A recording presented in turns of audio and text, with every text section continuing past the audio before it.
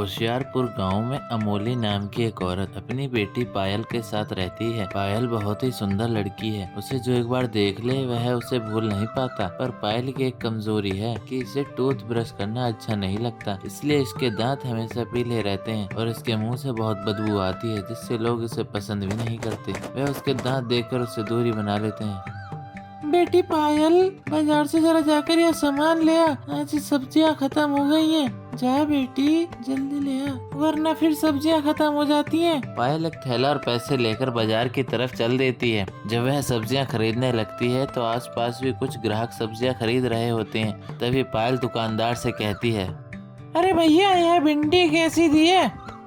अरे बेटी, यह तो 20 रुपए किलो है। पायल के पास में ही खड़ी एक औरत सब्जी ले रही थी कि तभी उसे बहुत बदबू आने लगती है और वह कहती है, अरे भैया, यह कैसी सड़ी हुई सब्जियां की हैं तुमने? कितनी बदबू आ रही है इनमें से। ऐसे कहकर वह वहाँ से चली जाती है। उसे नहीं पता था कि यह बदबू तो पायल के मुंह से आ रही थी। तभी पायल भी अपने घर आ जाती है और वह देखती है कि कुछ मेहमान उसके घर पर आए हुए हैं और वह पायल को देखकर उसे पसंद कर लेते हैं और अपने बेटे कुणाल की शादी पायल से फिक्स कर देते हैं। कुछ ही दिन में पायल की शादी हो जाती है तो पायल की माँ पायल को समझाती है, बेटी, अब तू अपने ससुराल जा रही है, वहाँ पर अपने दांत साफ कर लेना, बहुत पीले हो रहे हैं, तुझे ऐसे देखेंगे तो पता नहीं क्या क्या बोलेंगे। पायल अपनी माँ की कोई बात नहीं सुनती और अपने ससुराल में जाकर भी वैसे ही बिना दांत साफ किए रहने लगती है। तभी एक दिन पायल अपने पति के पास सोती है तो उसका पति उससे कहता है, अरे पायल, अपना मुंह जरा दूर रखो, बहुत बदबू आ रही है तुम्हारे मुंह से, क्या तुम टूथब्रश नहीं करती? पायल अपने पति की बात सुनकर चुप हो जाती है और अगले दिन वह उठकर सभी के लिए खाना बना देती है। जैसे ही उसकी सास और उसका पति खाना खाने के लिए बैठते हैं तभी, माँ जी, खाना कैसा बना है? अरे बहू, खाना तो अच्छा बना है, लेकिन ये चूहे मरे जैसी बदबू कहाँ से आ रही है? क्या घर में कोई चूहा मर गया है क्या? अरे माँ, यह बदबू आपकी बहू के मुँह से आ रही है। अरे पायल बहू, तेरे मुंह से तो बहुत गंदी बदबू आ रही है, क्या तू टूथ ब्रश नहीं करती? नहीं माँ जी, मुझे यह नहीं पसंद है। पायल, जाकर ब्रश करके आओ। नहीं जी, मैं नहीं करूँगी ब्रश। अब अपनी पत्नी से गुस्सा हो जाता है और वह उससे दूर रहने लगता है। वह उसकी सास भी उसकी बदबू की वजह से दूरी बना लेती है। अब सभी उसके मुंह की बदबू की वजह से कोई भी उससे बात नहीं करना चाहता और जो भी नई बहू से मिलने के लिए आता है वह उसकी बदबू की वजह से उसकी बेइज्जती करके चला जाता है। जब पायल यह सब देख देख कर परेशान हो जाती है तो उसे अपनी गलती का एहसास होता है और अब वह टूथ ब्रश करने लगती है और वह सभी से अपनी इस गलती की माफी मांगती है। एक छोटे से गांव भोलापुर के जंगल में पीलू अपना ढाबा चलाती थी। उसके स्टफ पराठा और छोले बहुत पसंद किए जाते थे। उसी की दुकान के सामने कालू डेंटिस्ट का क्लिनिक था। कालू का क्लिनिक नहीं चलता था। वो हर रोज मरीजों के लिए रास्ता देखता रहता था।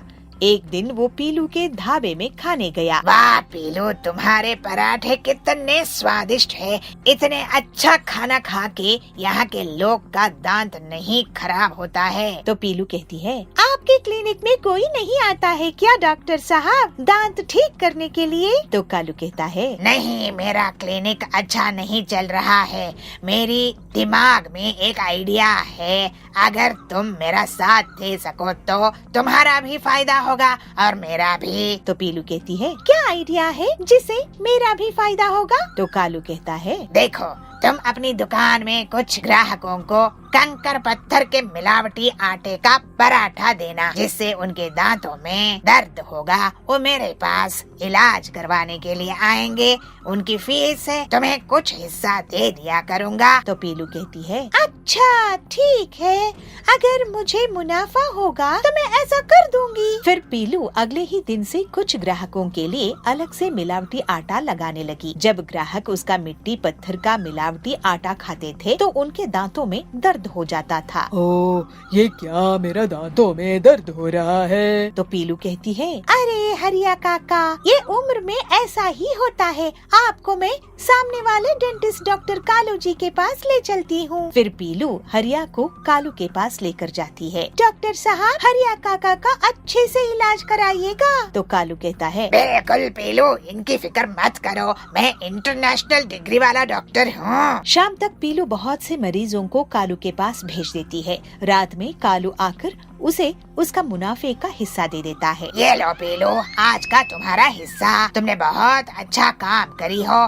कल और मरीज भेज देना। ये तो बहुत अच्छा मुनाफा है, मेरी भी बिल बन जाता है और आपके यहाँ से भी कमीशन मिल जाता है। इस तरह से बहुत दिनों तक पीलू कुछ चुनिंदा ग्राहकों को मिलावटी खाना देती थी और उनको डेंटिस्ट कालू के पास भेजकर उससे मुनाफा कमाती थी। ये देखो पीलू, मैंने कार खरीदी है। तुम्हारी मदद से मेरे पास और भी मरीज आने लगे हैं आसपास के गांव से। तो पीलू कहती है, बहुत अच्छा डॉक्टर कालू जी, मैं भी सोच रही थी कि ढाबे की जगह अब एक बड़ा सा 3 स्टार होटल खोल लूं। आखिर इतने पैसों से ढाबा चलाना अब छोटा काम लगता है। एक दिन पीलू की ढाबे में 2 बूढ़े पक्षी बबली और टिल्लू आते हैं। टिल्लू कहता है, हमारे बेटे के पास जाने के पहले हम कुछ खा लेते हैं। सुना है पीलू चिड़िया के ढाबे में बहुत स्वादिष्ट और गर्मा गर्म पराठे और छोले मिलते हैं। इनको खा के अपनी बेटे के पास चलेंगे। तो बबली कहती है, हाँ बहुत भूख भी लगी है, सुबह से कुछ नहीं खाए ना, और आपको और मुझे पराठे छोले बहुत पसंद भी है। चलिए पीलू के ढाबे में। फिर दोनों पति पत्नी पीलू के पास जाकर ऑर्डर देते हैं। पीलू सोचती है, लगता है ये लोग गांव से आए हैं, बहुत अमीर भी लग रहे हैं।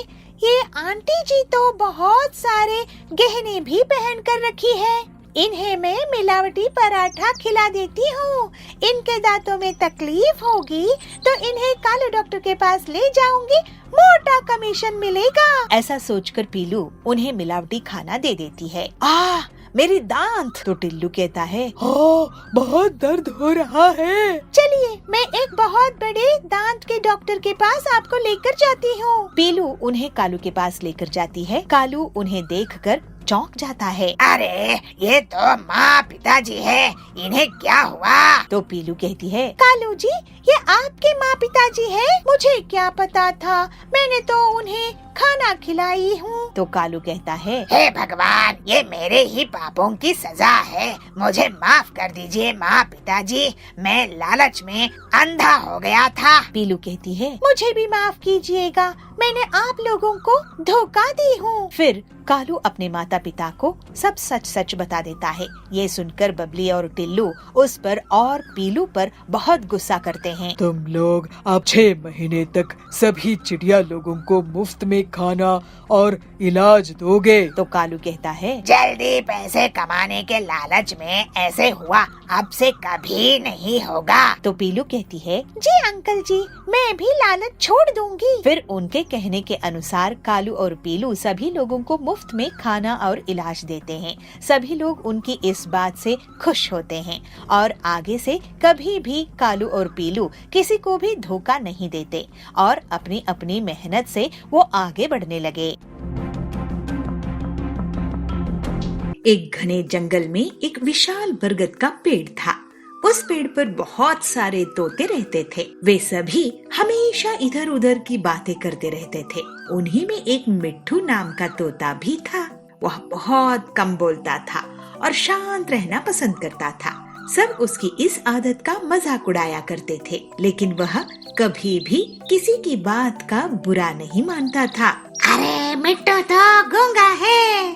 इस मिट्टू को ना कोई दोस्त है ना कोई यार है। मिट्ठू तो नाम का मिट्ठू है, वरना ये तो अकेला कौवा है, कौवा। ऐसे सारे तोते मिट्ठू की हंसी उड़ाते थे। मगर मिट्ठू, हाँ दोस्तों, मुझे तो अकेला रहना ही पसंद है, मैं अकेला ही अच्छा हूँ। ऐसे शांत से अपना जिंदगी जी रहा था। एक दिन 2 तोते आपस में बात कर रहे थे। मुझे एक बार बहुत अच्छा आम मिला था, मैंने पूरे दिन उसे बड़े चाव से खाया। मुझे भी एक दिन आम का फल मिला था, मैंने भी बड़े चाव से उसे खाया था। वहीं मिट्ठू तोता चुपचाप बैठा था। तब तोते की मुखिया ने उसे देखते हुए कहा, अरे हम तोतों का काम ही होता है बात करना, तुम क्यों चुप रहते हो? तुम तो मुझे असली तोते लगते ही नहीं, तुम नकली तोते हो। इस पर सभी तोते हंसते हुए उसे नकली तोता कहकर बुलाने लगे, लेकिन मिट्ठू तोता फिर भी चुप था। यह सब चलता रहा। फिर एक दिन रात में मुखिया की बीवी का हार चोरी हो गया। मुखिया की बीवी रोती हुई आई और उसने पूरी बात बताई। अरे मुखिया जी, देखो ना, मेरी हार चोरी हो गई। किसने ली है आपको पता लगाना ही होगा, वरना मैं चुप नहीं रहने वाली। उसके अलावा आपकी इज्जत की क्या बात। ऐसे रोते रोते मुखिया की बीवी ने कहा, किसी ने मेरा हार चोरी कर लिया है और वो हमारी ही झुंड में से एक है। यह सुनकर मुखिया ने तुरंत सभा बुलाई। सभी तोते तुरंत सभा के लिए इकट्ठा हो गए। मेरे बीवी का हार चोरी हो गया है और मेरी बीवी ने उस चोर को भागते हुए भी देखा है। वह चोर आप लोगों में से ही कोई एक है।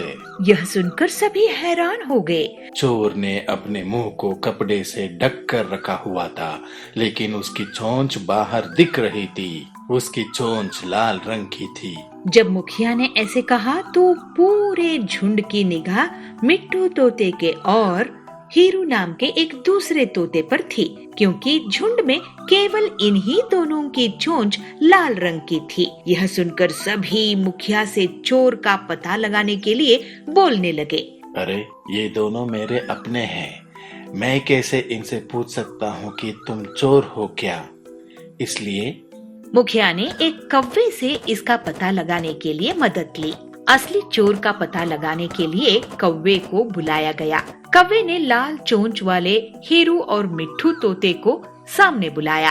कौवे ने दोनों तोतों से पूछा कि तुम दोनों चोरी के समय कहाँ थे? मैं ना उस दिन बहुत थक गया था, इसलिए खाना खाकर मैं उस रात जल्दी सोने के लिए चला गया था। वहीं मिट्टू तोते ने बहुत धीमी आवाज में जवाब दिया।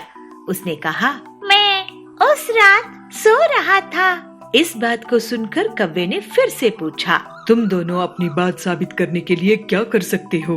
इस पर हीरू तोता फिर बड़ी तेज आवाज में बोला, मैं उस रात सो रहा था, मेरे बारे में सब जानते हैं। ये चोरी मिट्ठू ने ही की होगी, इसलिए वह इतना शांत होकर खड़ा है। मिट्ठू तोता चुपचाप खड़ा हुआ था। सभा में मौजूद सभी तोते चुपचाप यह बात देख रहे थे। मिट्ठू तोता फिर धीमी आवाज में बोला, मैंने यह चोरी नहीं की है। इस बात को सुनकर कौवा मुस्कुराकर बोला कि चोर का पता लग गया है। मुखिया के साथ साथ सब लोग हैरान से कौवे की ओर देखने लगे।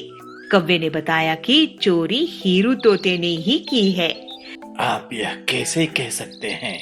कौवे ने मुस्कुराकर कहा, हीरू तोता जोर जोर से बोलकर अपने झूठ को सच साबित करने में लगा था, जबकि मिट्ठू तोता जानता है कि वह सच बोल रहा है, इसलिए वो अपनी बात आराम से कह रहा था। वैसे भी हीरू तोता बहुत बोलता है, उसकी बात पर भरोसा नहीं किया जा सकता। इसके बाद हीरू ने अपना जुर्म कबूल कर लिया और सभी से माफी मांगी। यह सुनकर सभी तोते हीरू तोते को कड़ी सजा देने की बात करने लगे। मुखिया जी, हीरू तोते ने अपनी गलती मान ली है। उसने सबके सामने माफी भी मांगा। उसे पहली बार यह गलती हुई है, इसलिए उसे माफ किया जाए। क्या ये हो सकता है? यह बात सुनने के बाद मुखिया ने हीरू तोते को माफ कर दिया। कभी कभी हम भी ज्यादा बोलकर अपनी अहमियत खो देते हैं, इसलिए जरूरत के समय ही बोलना चाहिए।